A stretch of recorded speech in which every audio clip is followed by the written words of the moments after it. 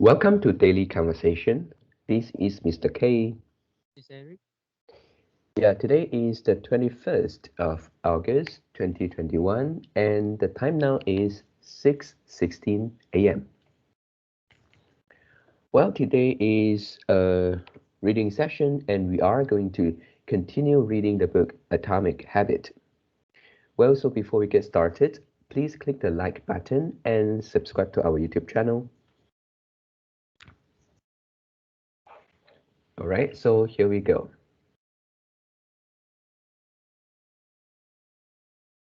Okay, so today we start from 1308.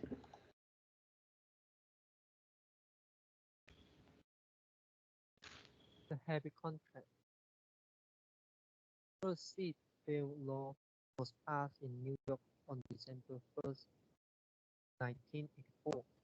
At the time, just 14% of people in the United States regularly hold a seat bail, but that was all about to change.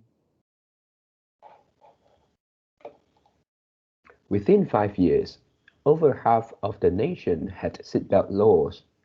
Today, wearing a seatbelt is enforceable by law in 49 of the 50 states, and it's not just the legislation. The number of people wearing seatbelts has changed dramatically as well. In 2016, over 88% of Americans buckled up each time they got in a car. In just over 30 years, there was a complete reversal in the habits of millions of people. Laws and regulations are an example of how governments can change of habits by creating a social contract. As a society, we collectively agree to abide by certain rules and then enforce them as a group. Whenever a new piece of re- legislation impacts behavior, seatbelt law, banning smoking inside restaurants, mandatory recycling is an example of of social contract shaping our habits. The group agrees to act in a certain way, and if you don't follow along, you'll be punished. Yeah, second line, this one is abide and you pronounce as abide. Okay. Abide.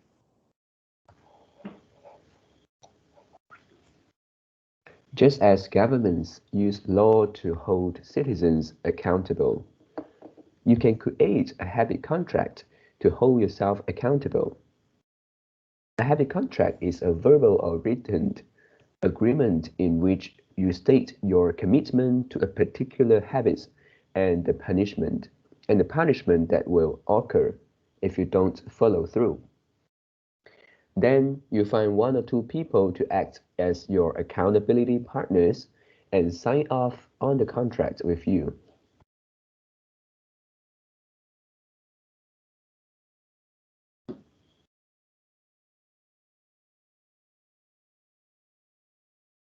Brian Harris, an entrepreneur from Nashville, Tennessee, was the first person I saw put this strategy into action.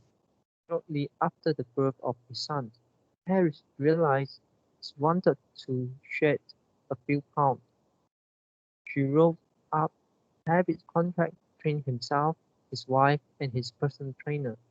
The first version read, Brian's first objective for quarter 1 of 2017 is to start eating correctly again so he feels better, looks better, and is able to hit his long-term goals of 200 pounds as 10% body fat. Below that statement, Harris laid out a roadmap map for achieving his ideal outcome. Phase 1, get back to strict slow carb diet in quarter 1. Phase 2, start a strict macronutrition tracking program in quarter 2. Phase 3. Refine and maintain the details of his diet and workout programs in quarter 3. Finally, he wrote out each of the daily habits that would get him to his goal.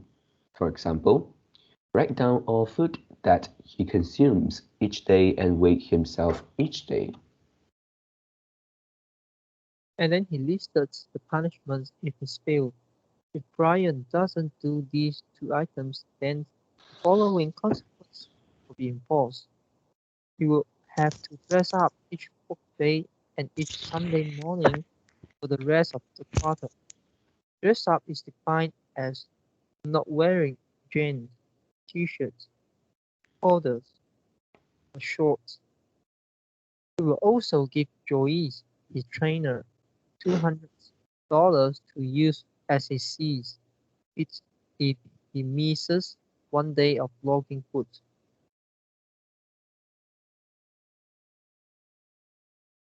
At the bottom of the page, Harris, his wife, and his trainer all signed the contract. My initial reaction was that a contract like this seemed overly formal and unnecessary, especially the signatures. But Harris convinced me that signing the contract was an indication of seriousness. Anytime I skip this part, he said, I start slacking almost immediately.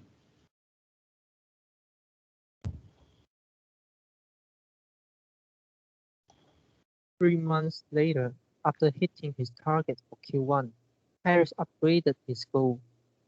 The consequences escalated to if he missed his carbohydrate and proteins targets, he had to pay his trainer $100, and if he failed to weigh himself, he had to give his wife $500 to use as she saw fit. Perhaps most painfully, if he forgot to run sprint, he had to dress up for work every day and wear an Alabama hat the rest of the quarter. The bitter reveal of his beloved Auburn teams. Yeah, the last line. This one is rival, and you pronounce as rival. Okay, rival.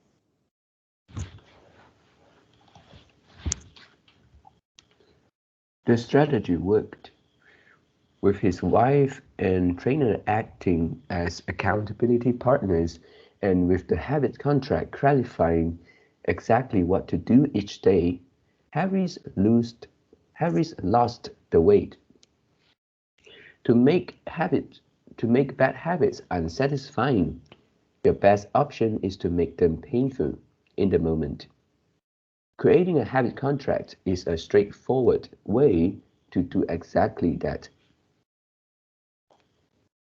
Even if you don't want to create a full-blown habits contract, simply having an accountability partner is useful.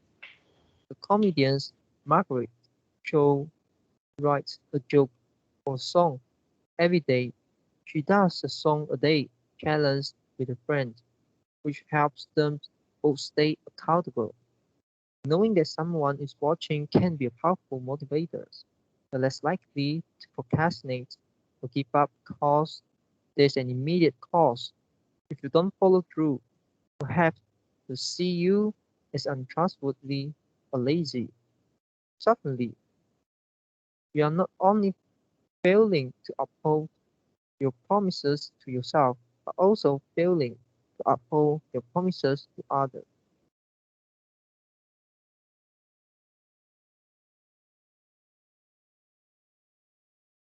You can even automate this progress, this process.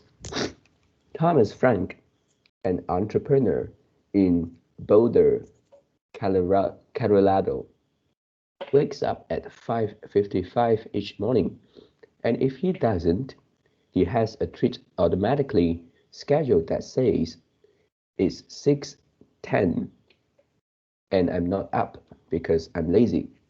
Reply to these for $5 via PayPal. Limit 5, assuming my alarm didn't malfunction.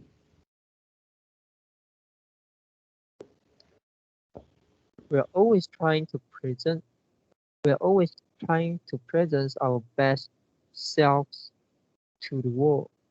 We comb our hair and brush our teeth and dress ourselves carefully because we know these habits are likely to get positive reactions. We want to get good grades and graduate from top schools to impress potential employer and mates and our friends and family. We care about the opinions of those around us because it helps if others like us. If others like us, this is precisely why getting an accountability partner or signing a heavy contract can work so well.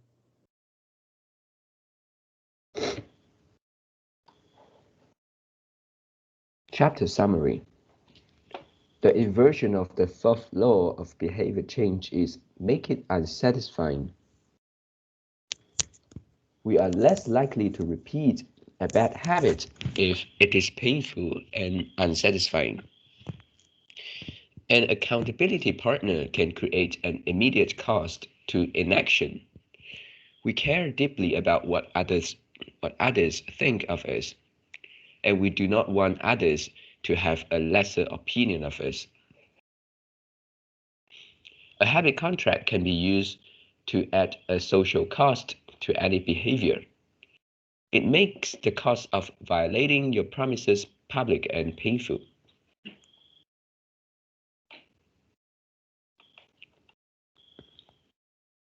Knowing that someone else is watching you can be a powerful motivator. How to create a good habit. The first law, make it obvious. Fill out the habits scorecard. Write down your current habits to become aware of them. Use implementation intentions. I will, behavior, at time, in, location. Use habit stacking after current habit. I will, new habit. Design your environment. Make the cues of good habits obvious and visible. The second law, make it attractive. Use temptation bundling. Pair an action you want to do with an action you need to do. Join a culture where your desired behavior is the normal behavior.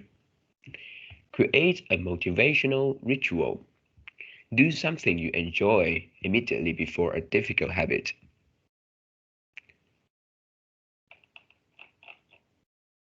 The third law, make it easy.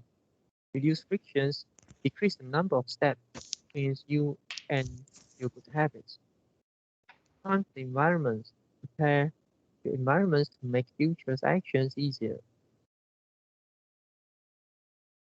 Master decisive moments. Optimize the small choices that deliver outside impact. Use the 2-minute rule. Downscale your habit until they can be done in 2 minutes or less. Automate your habits. Invest in technology one-time purchases that lock in future behavior. The fourth law, make it satisfying. Use reinforcement. Give yourself an immediate reward when you complete your habit.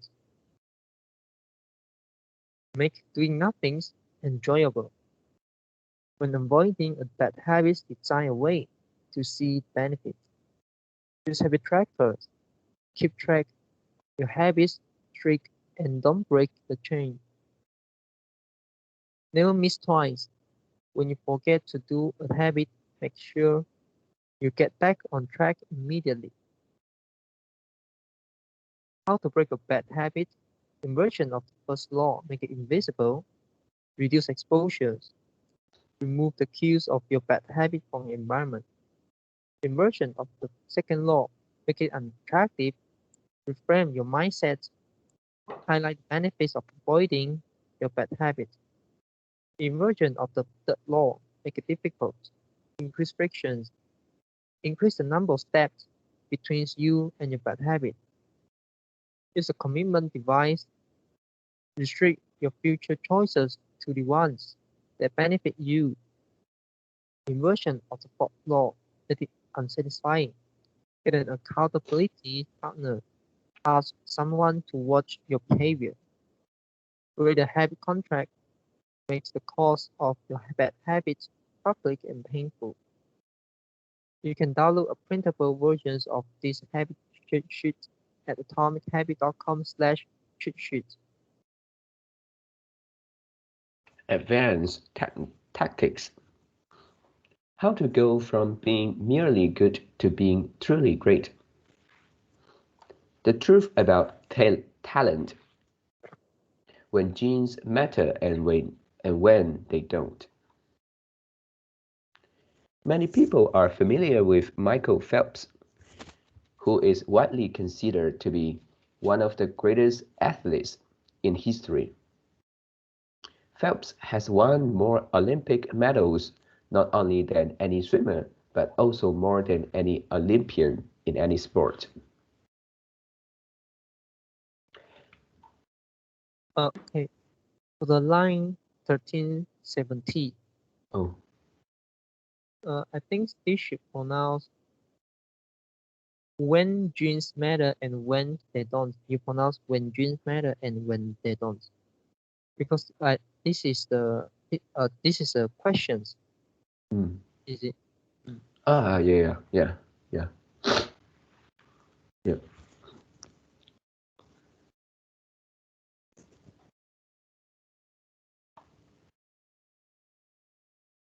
Fewer people know name James L.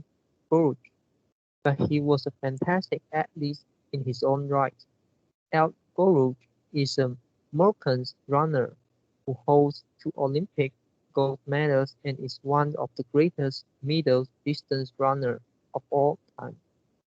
For many years, he held the world record in the mile, in the mile, in the mile, 1500-meter and 2000-meter races at Olympic Games in Athens, Greece in 2004. He won gold in the 1500 meters and 5000 meter races. Um, Third line, and for this one, if it is American accent, and this is when it is a noun, it is pronounced as record, but I'm not sure in British accent. Yeah, I pronounce records. Okay. The stress is on the first, right? But yeah, but I heard just now you pronounce as record something like that. Yeah, okay. He held the world records in the mile.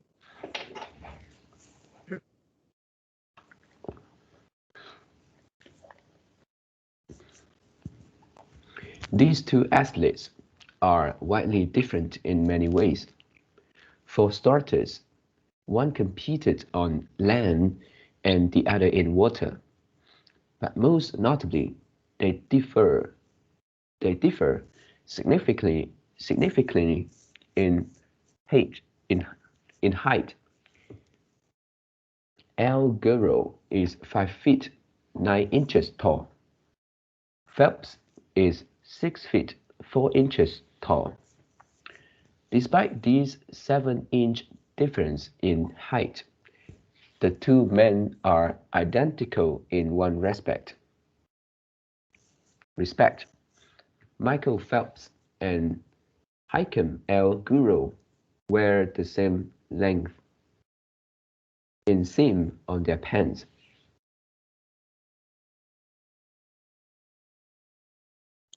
How is this possible?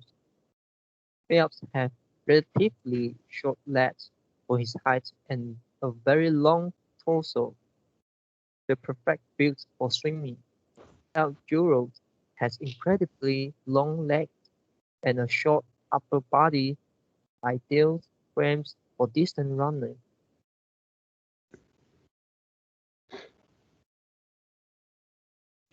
Now, imagine if these world-class athletes were to switch sports.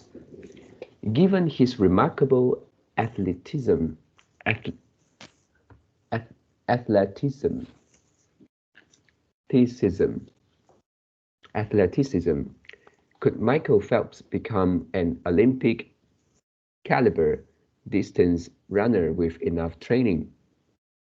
It's unlikely. At peak fitness, Phelps weighed 194 pounds, which is 40% heavier than El Guro, who competed at an ultra-light 138 pounds. Taller runners are heavier runners, and every extra pound is a curse when it comes to distance running. Against elite competition, Phelps would be doomed from the start.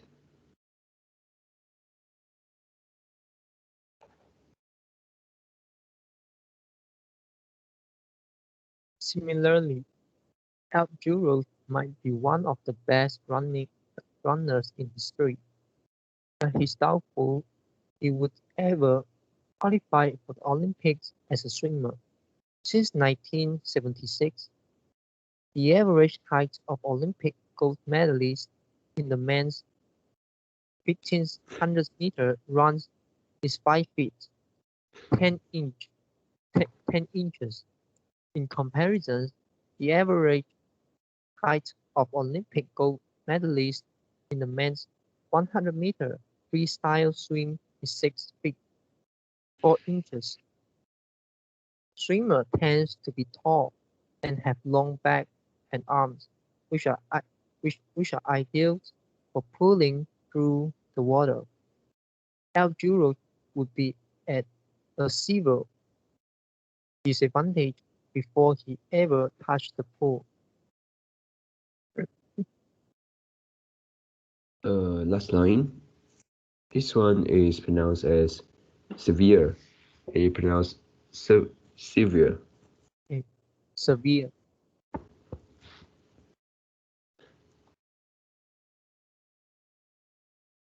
The secret to maximizing your odds of success is to choose the right field of competition. This is just as true with habit change as it is with sports and business. Habits are easier to perform and more satisfying to stick with when they align with your natural inclinations and abilities. Like Michael Phelps in the pool and Hikem L. Gilroy on the track. You want to play a game where the odds are in your favor. Embracing this strategy requires the acceptance of the simple truth that people are born with different abilities. Some people don't like to discuss this fact. On the surface, your genes seems to be fixed, and it's no fun to talk about things you cannot control. As phrases like biological de- determinism makes it sound like certain. Individuals are, des- are destined for success and others doomed to failure. But this is a short-sighted view of the influence of genes on behavior.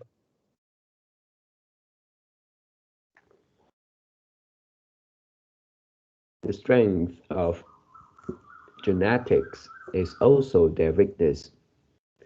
Genes cannot be easily changed, which means they provide a powerful advantage in favorable circumstances, circumstances, and a serious disadvantage in unfavorable circumstances. Circumstances. If you want to dunk a basketball, Being 7 feet tall is very useful. If you want to perform a gymnastic routine, being 7 feet tall is a great hindrance. Our environment determines the suitability of our genes and utility of our natural talents. When our environment change, so do the qualities that determine success.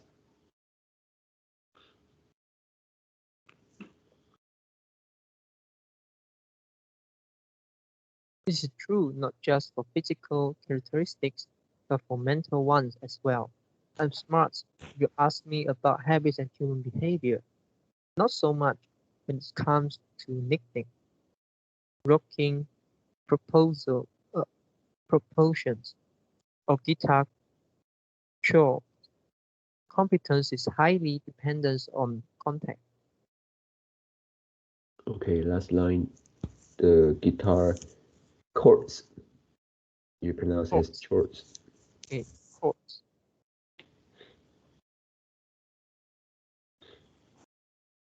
The people at the top of any competitive field is not only well trained, they are also well suited to the task. And this is why, if you want to be truly great, selecting the right place to focus is crucial.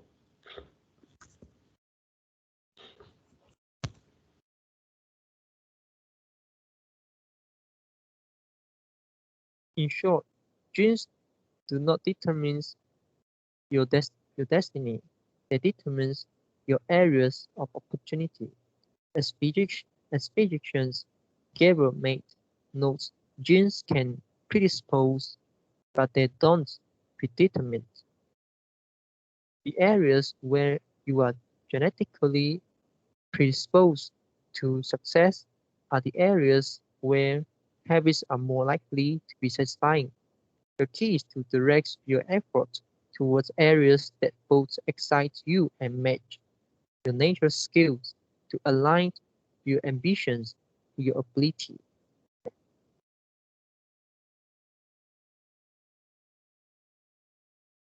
The obvious question is, how do I figure out where the odds are in my favor?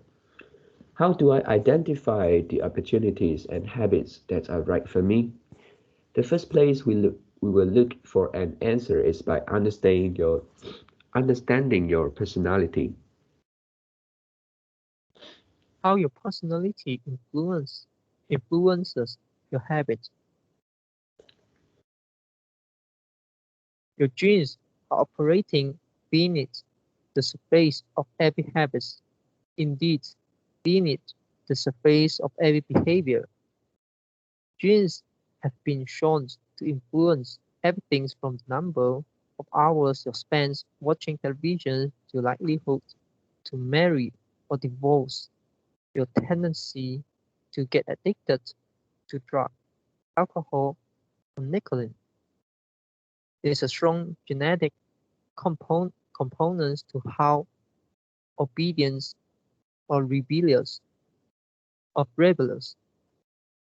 you are when facing authorities, how vulnerable of resistance you are to stressful events, how proactive or reactive you tend to be, and even how captivated or bored you feel during sensory experiences like attending a concert.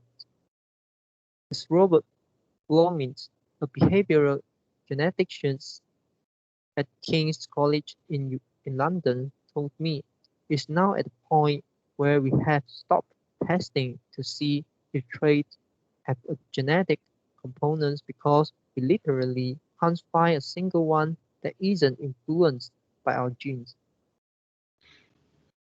Okay, first line. This is beneath, and you pronounce beneath. Okay, beneath. And for this one, I forgot your pronunciation. But the correct one should be rebellious. rebellious,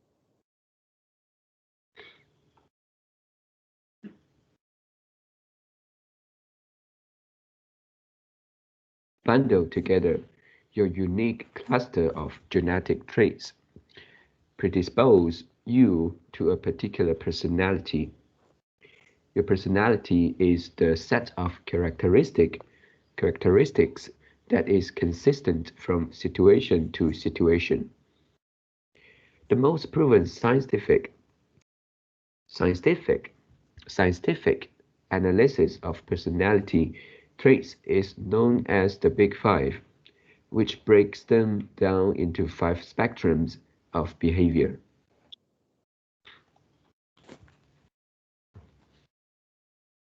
openness to experience from curious and inventive on one end to cautious and consistent on the other.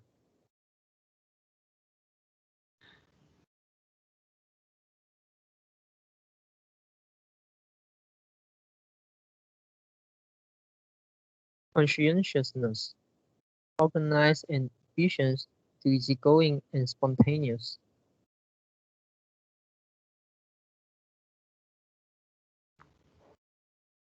Ex- Extroversions, outgoing and energetic to solitary and reserved. You likely know them as extroverts versus introverts. Agreeableness, friendly and compassionate to challenging and detached. Neuroticism, neuroticism, anxious and sensitive to confidence, calm and stable. All the all five characteristics have biological underpinnings. Extroversion, for instance, can be tracked from birth.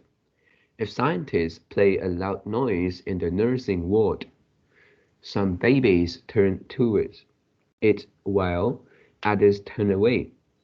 When the researchers tracked these children through life, they found that the babies who turned towards the noise were more likely to grow up to be extroverts. Those who turned away were more likely to become introverts.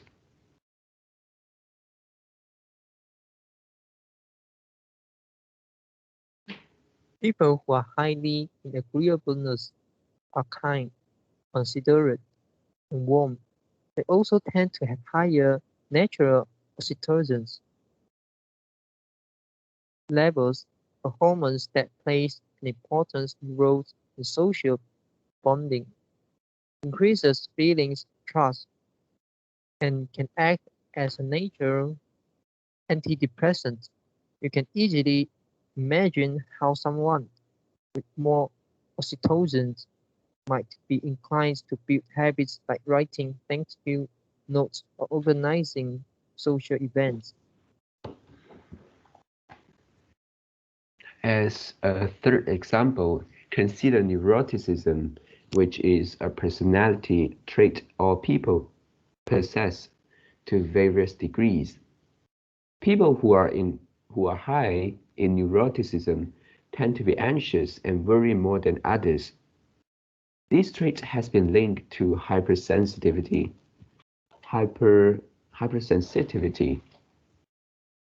hypersensitivity of the amygdala, amygdala, the portion of the brain responsible for noticing threats. In other words, people who are more sensitive to negative cues in their environment are more likely to score high in neuroticism.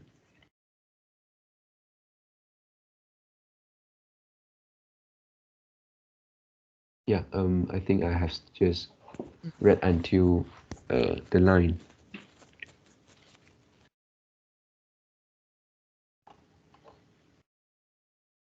Okay, make a summary.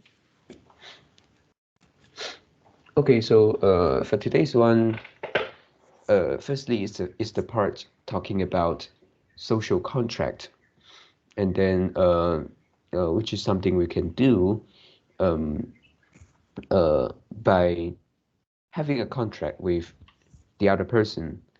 And yeah, for this one, I think it is really a very useful thing if we really take it into action. Yep, and then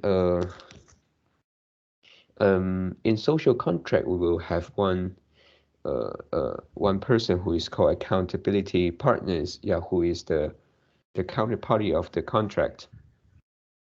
Yep, and I think for this one um we may do it in a way which is bilateral, which means if you can find someone and then uh, sign a contract with him, and then actually he can also sign a contract with you, and in this way, it is something like a win-win situation. Yeah, because if you ask somebody to help you, and then they can also do so, so that you two don't owe each other. So I think this is a very good way, and also very effective.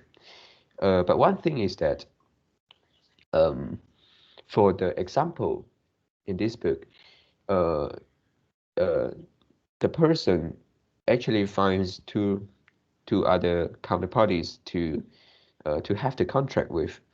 And then, so I think it is very important to find someone who can observe your particular habits or actions so that this can be effective. For example, if you want to break a bad habits, and these habits you basically do at home, and then if that person is not at your home, how they can know about this? And uh, uh, if if they want to ask you, and then maybe you won't admit, or or or what. So this is, I think, may not be that effective as if you can find someone who can observe your habits directly. And then the other part uh, we have read is about the genes. Yeah, the genes, how uh, it can predetermines our ability, which is physically and also mentally. Yep, and for here, I think we haven't covered all the parts about the genes, and so I think I just stop here for my summary. Mm. About the about habit contract, actually we can use technology to help us to sign to create and sign a habit contract with the society. What the technology is actually the YouTube Live, or any kind of like social media. For example, the Facebook Live, or maybe other platform. And how to do that? For example, if you want, let's say, if you want to doing on something, for Mm, example, you want to preparing for exams, so you can do a YouTube Live or Facebook Live.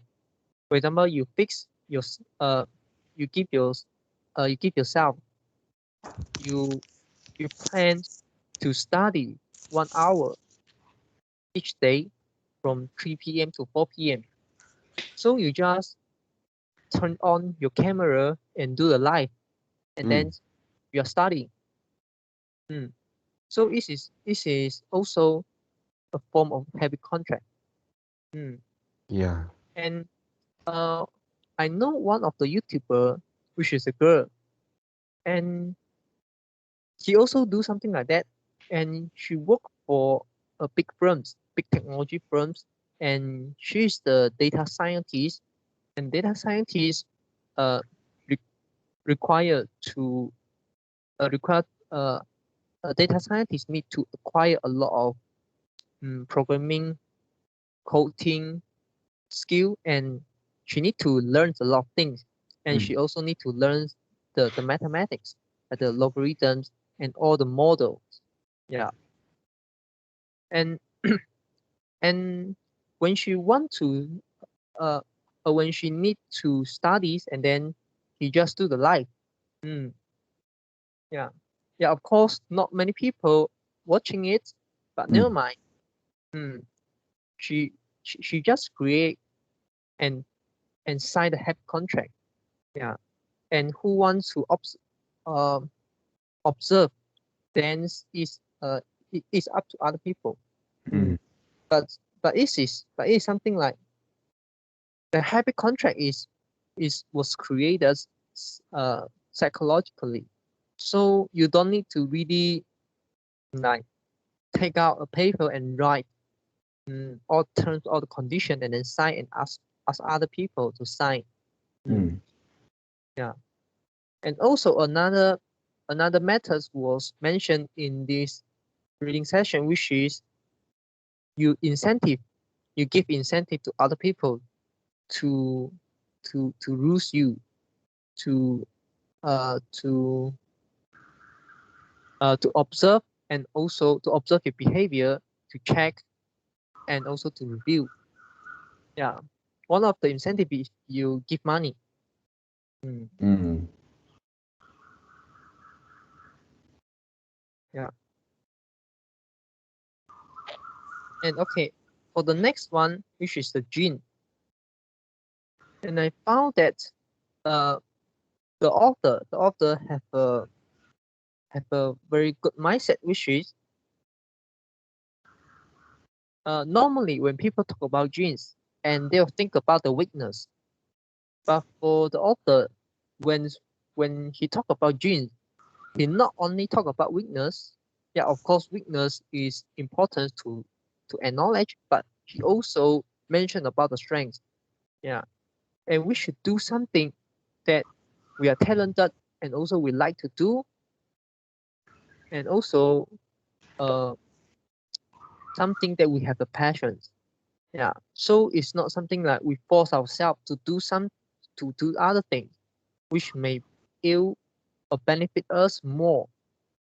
Yeah, Mm. and what we should do is we find the thing we truly love and we want to do, and we also able to do it great. Mm. Mm. So this is focus about the strengths rather than focus about the weakness. Mm. Yeah. And this is match uh the positive psychology. Yeah, especially for the cognitive therapy. Mm. Yeah. Mm. Uh, on the on the on the third methods or third tips of these cognitive therapies is the you in you interpret the events positively. Yeah. So I found that they are quite similar. Mm. Mm. And okay, and the next one is the introvert versus extrovert. Yeah. Yeah. Yeah. And right, introvert can act like extrovert, and extrovert can also act like introvert. Mm. But they cannot do it for a very long time. They need rest. Mm. And for, from the positive psychology, I learned that for introvert, they have a high level of arousal, and for extrovert, they have lower level arousal. And there are uh, there are very little people can have the correct arousal. Yeah, and if you are introvert, you have higher, and if you are extrovert, you are lower. And introvert wants to want to reduce their arousal, and extrovert want to increase their arousal. Yeah, and when introvert act like the extrovert, they actually increase the arousal. For example, you go to a party, you give Mm. a speech, you teach other people uh, in front of a stage, you actually increase your arousal. And extrovert, when they want to do something that like introvert do, for Mm. example, reading a book, preparing for exam by your own, and not like gather a few of friends and study together. Maybe that's not effective. Maybe study by your own is the most effective one. Yeah, or maybe focus on particular project. Yeah, and it actually will reduce your arousal. Mm. Yeah, and but they are going the opposite way. They should go. Introvert, they should reduce their arousal in order to make them feel happy. But if they act like the extrovert, they actually increase arousal.